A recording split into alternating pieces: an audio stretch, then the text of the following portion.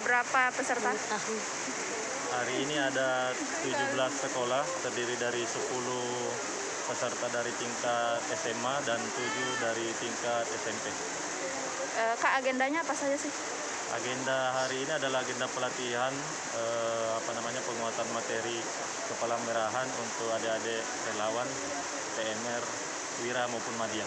Pak, ada perlombaan tidak seperti itu? Perlombaan tidak ada, ini khusus latihan saja. Oh, latihan.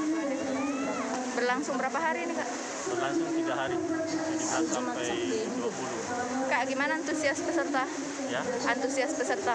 Ya, antusiasnya luar biasa karena targetnya sebenarnya hanya 14 sekolah, tapi belakangan baru daftar tambah sampai 17. Kak, ini yang pertama ya sejak pandemi COVID-19? Ya. Ini yang pertama. Untuk penerapan protokol sendiri di area perkemahan ini seperti apa, Kak?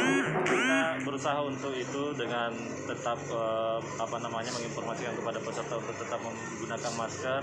Kemudian di pintu masuk kita siapkan alat untuk cuci tangan.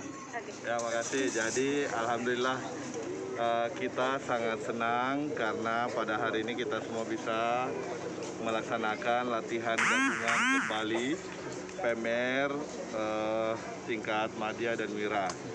Ya, tadi kami sampaikan latihan gabungan ini bertujuan bagaimana adik-adik PMR ini punya nanti semakin terampil sekaligus ajang silaturahmi di antara semua PMR baik tingkat Madya dan tingkat Wira.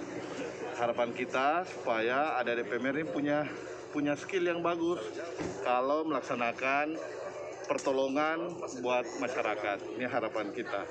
Dan ya alhamdulillah kondisi COVID ini semakin melandai, tapi kita tetap harus waspada. Sekarang kita harus lebih kencangkan mengajak masyarakat untuk vaksinasi. Pak, ini memang yang pertama ya setelah pandemi? Ya, sebenarnya pelatihan gabungan ini pernah kita lakukan sebelum pandemi COVID. Ya, 2 tahun yang lalu biasa kita lakukan di PMI Kabupaten Maros. Tapi setelah 2 tahun ini baru lagi pertama kali kita lakukan pasca pandemi ini.